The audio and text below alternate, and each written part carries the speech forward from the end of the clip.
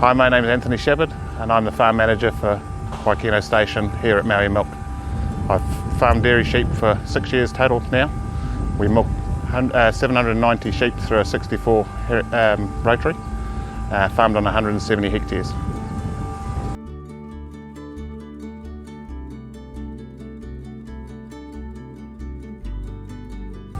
Our breed here is Southern Cross, which is a mix of Lacoon and East Frisian, Awasi and a few other breeds mixed in.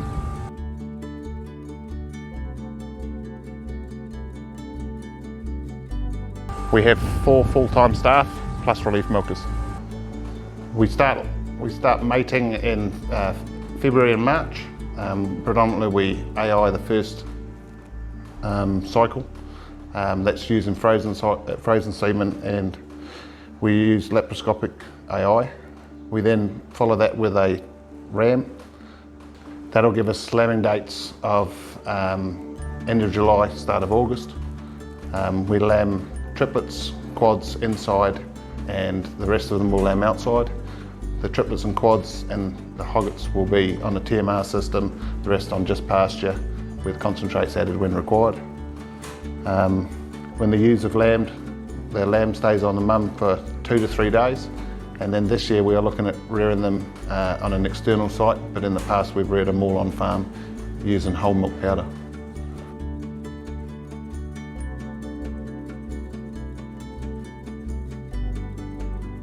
So after the triplets and whatnot have lambed inside, then yeah, we're a completely outside grazing system. We have lucerne available from sort of mid-October, 20th of October. That will last all the way until June. And then the chicory started in October, that'll go through till March. They're outside all the time. Generally on a 12-hour grass system and then a 12-hour protein.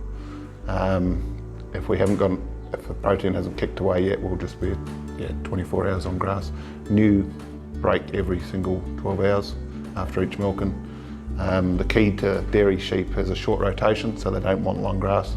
They eat completely different to a cow. If you look at the way like a cow will grab with its tongue, whereas the sheep will be its teeth. So the basic principles like that.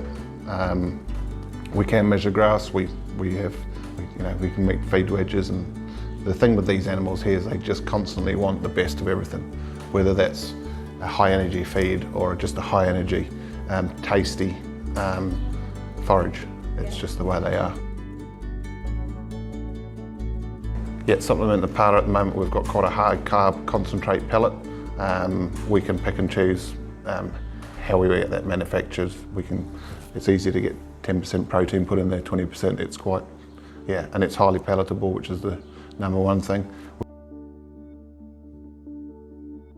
So milk production per ewe, we're on course for getting close to 400 litres per ewe, coming from about 120 litres per ewe, say 6 to 7 years ago.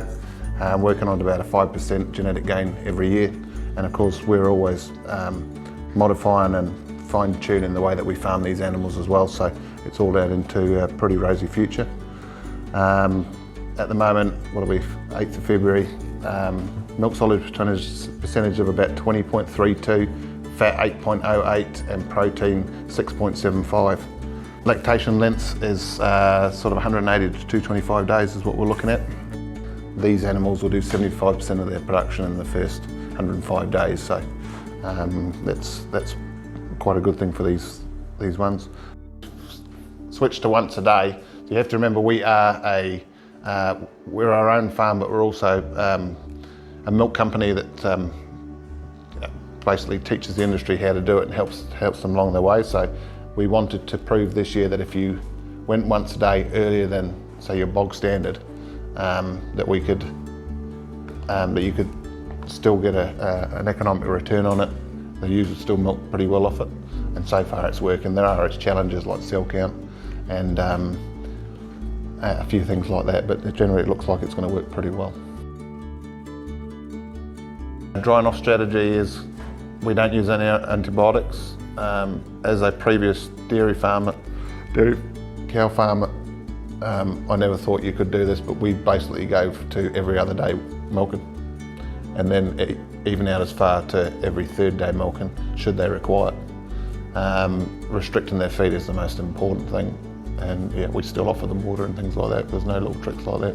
On pasture, just restrict their diet, and if you really think you're struggling, just put some straw in or something, just high fibre, low energy.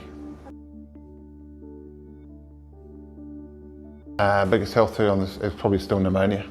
Yeah, there's still a lot of ewes that have got pneumonia, historic pneumonia, and it just takes one check for it to come out. At this time of year, probably fly and probably mastitis now that we've gone to once a day is probably our main risks.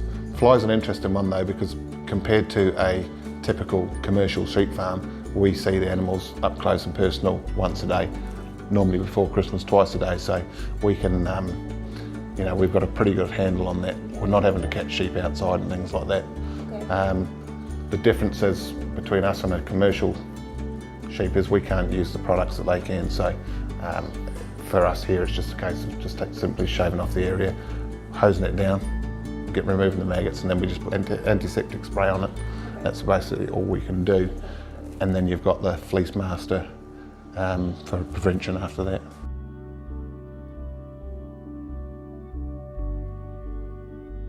The biggest nutritional issue with these girls is just their fussiness. That for me, really, yeah, honestly, yeah, it's letting stuff always having to be onto it with the feed. Yeah, they don't want long grass. Anything that gets mature, they just don't milk very well off it. They're fussy towards it. Everything's just got to be highly palatable. Probably my dog. Yeah. They don't necessarily get dogged to the shed, but just the presence of a dog, especially when you've got an animal that's so curious.